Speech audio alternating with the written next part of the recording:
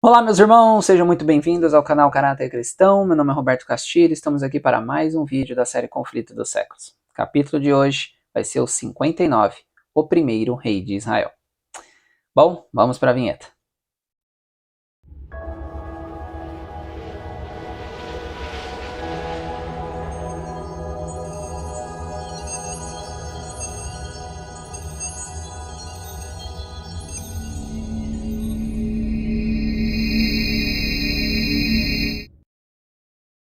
Bom, meus amados, antes de nós entrarmos no capítulo, infelizmente, tem algumas considerações a dizer, tá? Primeira coisa é que, infelizmente, o Josué não existiu, né? Minha esposa teve um parto com 4 meses e ele saiu vivo. É uma coisa incrível, né? Ver como Deus é perfeito, tá bom? Mas agora é mais um motivo, né? Mais uma motivação que nós temos de alcançar a Canaã Celestial e poder, né? Ter ali nosso nenê nas nossas mãos, né? Então que vocês possam estar orando pela minha esposa, tá bom? Que ela precisa de oração, tanto para física quanto mental, né? Não é uma barra fácil de aguentar. E também esteja orando aqui pelo nosso ministério, pois desde que começamos esse ano bíblico, muitas coisas vêm acontecendo, Satanás está irado, né? Porém, nós sairemos vitoriosos para a honra e glória do nosso Deus, tá bom? Então eu peço desculpas a vocês aí por essa uma semana aí praticamente sem vídeos, porém eu vou colocar tudo em dia com a graça de Deus nesse final de semana, tá bom? Estou gravando aqui no sábado, dia 15, tá bem? Então, vamos lá então para o que importa. Bom, os capítulos de hoje, né, da data aqui do dia 9/3, que seria o estudo do capítulo 59, 1 Samuel 8 fala sobre israelitas pedindo um rei, né? Então Samuel já estava velho e os filhos ali não eram obedientes. Então o povo falou: olha, seus filhos não vão seguir uma boa linhagem, então a gente precisa de um rei. Então, no capítulo 9, Saul busca jumentas e ele vai até Samuel. No capítulo 10, Saul é ungido rei, Saul profetiza, Saul então é escolhido rei diante do povo. Alguns não queriam que fosse Saul porque ele era de Benjamim, uma tribo pequena, sem muito foco, né? Então no capítulo 11, Saul vence os amonitas e assim ele consegue ajudar ali aquele povo a... Saul é essencial, deve ser ele mesmo. Então todo o povo ali então no capítulo 11 proclama rei, tá? E no capítulo 12, Samuel revoga o seu cargo. Então Saul fica como o rei de Israel, tá? Então ali, olhando pelo Patriarcas e Profetas, os 70 anciões, né, eles foram colocados em práticas para ajudar a lei ser colocada em prática, tá? Porém, eles não tinham autoridade de rei. Eles estavam ali, porém eles tinham que se comunicar. Mesmo Moisés não podia tomar uma decisão Moisés tomando. Ele tinha que consultar a Deus para tomar a decisão. Então, o rei era Deus. Tá? A partir desse momento, eles passariam a ter um rei que tomariam essas decisões, estando com Deus ou não. Tá? Então o povo ele falou, não, eu quero um rei porque as outras nações têm. Começou a copiar as outras nações e vocês sabem que sempre quando a gente copia os outros, acaba dando ruim depois, né? Foi exatamente o que aconteceu. Samuel ele tinha 3 funções. Investido divinamente com a tríplice função de juiz, profeta e sacerdote, trabalhara ele com incansável e desinteressado zelo pelo bem-estar do seu povo, e a nação prosperara sobre sua sábia administração. Então, Samuel ele tinha uma trinca e ele foi perfeito em todas elas. Vocês vão ver isso durante o ano bíblico. Então, os filhos de Samuel não eram parecidos com ele. Assim sendo, o povo falou: olha, precisamos de um rei, porque os seus filhos vão ser uma terrível. O povo então preferia um rei. Samuel consultou a Deus e Deus falou: ó, eles querem, então vamos dar, né? Eles não estão rejeitando a ti, Samuel, estão me rejeitando. Fique tranquilo, porque Samuel ficou ali muito triste com o que o povo estava querendo ali naquele momento. Aqueles que desprezavam e rejeitavam o fiel servo de Deus mostraram desdém não meramente ao homem, mas ao Senhor que o enviou. São as palavras de Deus, suas reprovações e conselhos, o que é anulado, e sua autoridade, que é rejeitada. Isso daqui é muito importante porque nós podemos fazer isso também com Ellen Gold White. Tá? Muita gente dentro do Adventismo, infelizmente, a sua grande maioria, trata o Ellen White como qualquer um, né? E aqui diz que quem rejeita o profeta, rejeita a Deus, não está rejeitando o profeta. Ellen White não está nem aí se é rejeitado ou não, porque não é ela, e sim Deus através dela.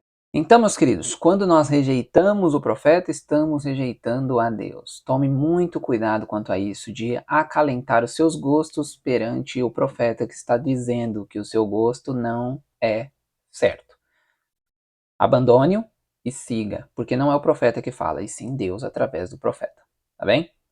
Deus então dá um rei, é dito ali no capítulo que pela sua ira, ou seja, ele sabia que isso ia dar muito ruim, porém o povo estava querendo, sedento, não queria saber, ele queria um rei. Quando os homens preferem seguir o seu próprio caminho, sem buscar o conselho de Deus, ou em oposição à sua vontade revelada, muitas vezes ele satisfaz seus desejos a fim de que, por meio da amarga experiência que segue, possam ser levados a compenetrar-se de sua loucura e arrepender-se de seu pecado. O orgulho e a sabedoria humana demonstrar-se-ão um guia perigoso. Aquilo que o coração deseja contrário à vontade de Deus. Verificar-se-á no fim que é uma maldição em vez de bênção. Então, meus queridos, muitas vezes a gente recebe aquilo que a gente quer, não porque Deus está sancionando, mas porque ele precisa que você mude a sua ideia. Então, muitas vezes, você recebeu algo e aí deu algo errado no depois, saiba que foi o teu gosto que superou a vontade de Deus, tá bem? Tome muito cuidado quanto a isso também. Deus diz para Samuel, então, cumprir. Samuel, então, recebe ali as orientações de que viria alguém até ele e tal, assim, assim assado, né? Vocês sabem bem da história. Então, Saul ali acontece um monte de coisa e ele chega até Samuel, tá bem? Aqui diz que cristãos acham-se constantemente procurando imitar as práticas dos que o adoram a Deus deste mundo. Muitos insistem que, unindo-se aos mundanos e conformando-se aos seus costumes, poderiam exercer uma influência mais forte sobre o ímpio, mas todos que adotam tal método de proceder separam-se desta maneira da fonte de sua força. Tornando-se amigos do mundo, são inimigos de Deus. No caráter de Samuel vemos refletida a semelhança de Cristo. Como? Foi a pureza da vida do Salvador que provocou a ira de Satanás. Aquela vida era a luz do mundo e revelava a depravação oculta do coração dos homens. Foi a santidade de Cristo que suscitou contra ele a mais cruel paixão do que os corações falsos professavam a piedade. Cristo não veio com opulência e honras da terra. Contudo, as obras que realizava mostravam possuir ele poder maior do que qualquer príncipe humano. Ou seja, Samuel e Cristo tinham similaridades, tá bem? Eles sempre faziam as coisas para o bem do próximo, nunca pensando neles mesmos. Samuel era muito paciente, muito ali de doar-se pelos outros, sabe? Então, tinham muitas características de Cristo que eu e você também precisamos ter. Quem quiser viver Cristo será perseguido, né? Saul então é escolhido, Saul vem até Samuel e ali ele recebe uma profecia. Foi agora chamado para começar a luta contra o pecado e Satanás, e fez-lhes compreender que neste conflito sua força deveria vir inteiramente de Deus. O plano da salvação, que antes parecera obscuro e incerto, desvendou-lhes o entendimento. Esse texto é muito importante, porque Deus passou a Saul o plano da salvação. Então, tudo o que acontece na vida de Saul não é porque ele não sabia, é por isso que ele pereceu e infelizmente perdido, porque ele tinha tudo na mão, ele tinha como iria acontecer, ele tinha explicado o plano da redenção do próprio Deus para ele em visão, e ele infelizmente não seguiu as orientações. Ninguém soube que Saul até que ele foi lançado sorte, tá? Ou seja, lançar sorte na Bíblia é Deus escolhe, não é jogar sorte aí, não é fazer loteria, tá, meus queridos? Cuidado. Saul ficou escondido com medo da responsabilidade, porém foi ali colocado que ele deveria ser o rei. Então ele assume isso quando ele vence os amonitas, o povo todo o abraça, tá bem? Em Gilgal, uma cidade muito importante para Israel. Gilgal tinha sido o local do primeiro acampamento de Israel na Terra Prometida. Foi ali que Josué, por determinação divina, construiu uma coluna de 12 pedras para comemorar a miraculosa passagem do Jordão. Ali fora renovada a circuncisão. Ali celebraram a primeira Páscoa, depois do pecado de Cádiz e da peregrinação do deserto. Ali cessou o maná. Ali o capitão do exército do Senhor se revelou como comandante em chefe das tropas de Israel. Daquele ponto marcharam para a subversão de Jericó e a conquista de Ai. Ali Acã recebeu a pena do pecado e ali foi feito o acordo com os gibeonitas, né?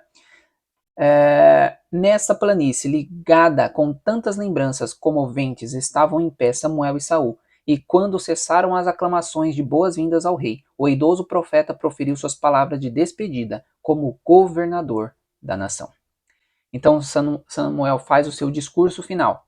E nessa despedida ele vem contando a história de Israel e mostrando o amor e o Deus misericordioso que eles estavam naquele momento deixando para trás.